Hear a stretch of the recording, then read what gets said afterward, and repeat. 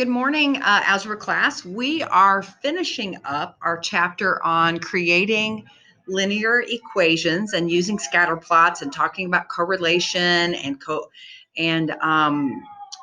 causation, all those things that tell us about data. And we're finally going to talk about linear regression. And this pertains this to a real life situation. We've already talked about many, but watch this video about the 2011 Boston Marathon to talk about linear regression. In 2011,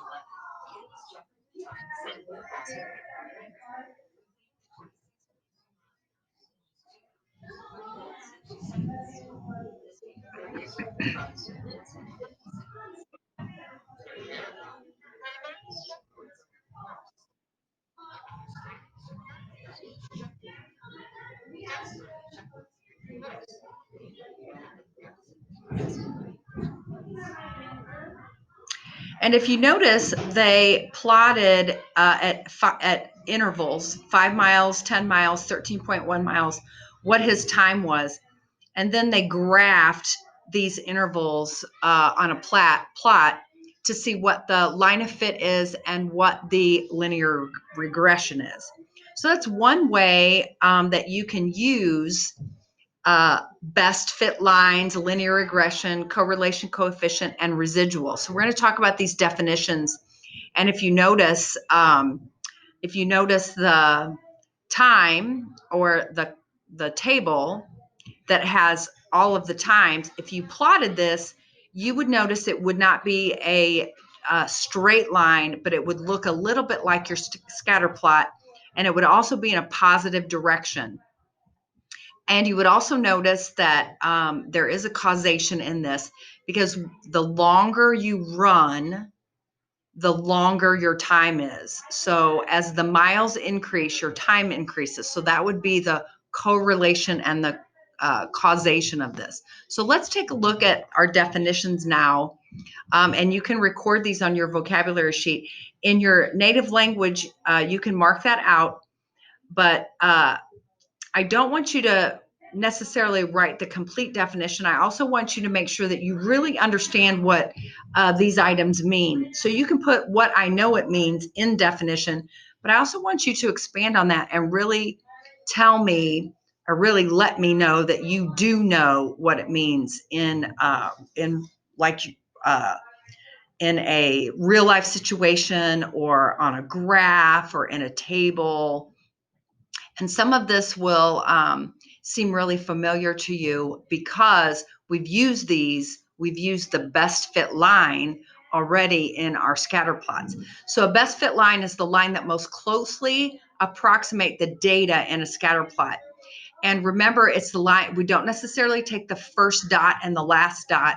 We might take something in between so that we can get a really good function equation that we can predict what something will be in the future. So we want to have about as many, we want them all to be close to the line, but we want about as many above the line as we have below the line. So you may pick two numbers in the middle of the scatter plot.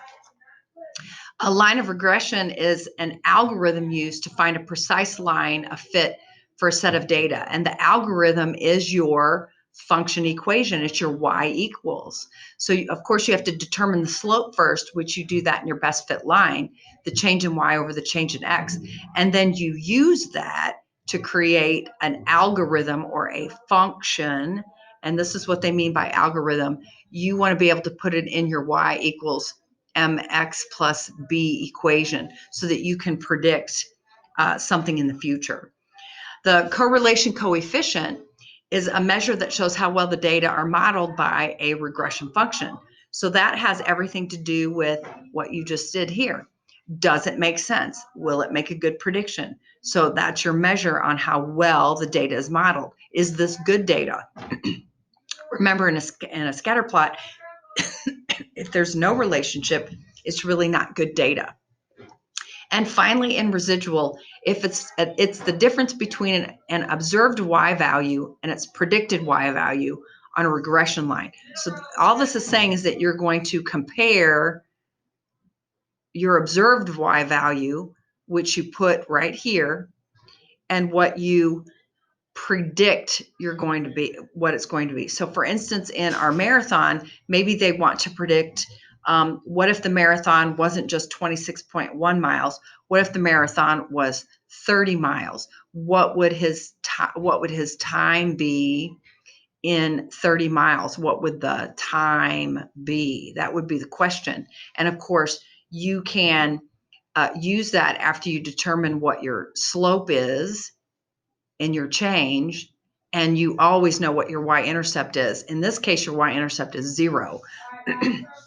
So there is no y-intercept. So all you would do is substitute 30 miles into your m and then get a new y, and then you would compare those values and see how close they are as far as making sense. And one definition of residual is what is remaining after the greater part or the quantity is gone. So you want to see what is the difference between what you did here and then what you predicted what you did here. So that's what residual is what's left over. Whenever you have residue in a fireplace, the residue is a leftover soot or black smoke that's left by the fireplace. You also have residue left over from glitter. Let's say you're using glitter. The residue is what doesn't go on the paper. That's the thing. That's a good definition for residue. So in this case, the residual is what is the difference between what you predicted and what your actual equation was, and does it make sense? Make sure that you put these definitions in your yellow folder. Make sure you have really good notes so this helps you on the test. And be sure that you put this in your yellow folder.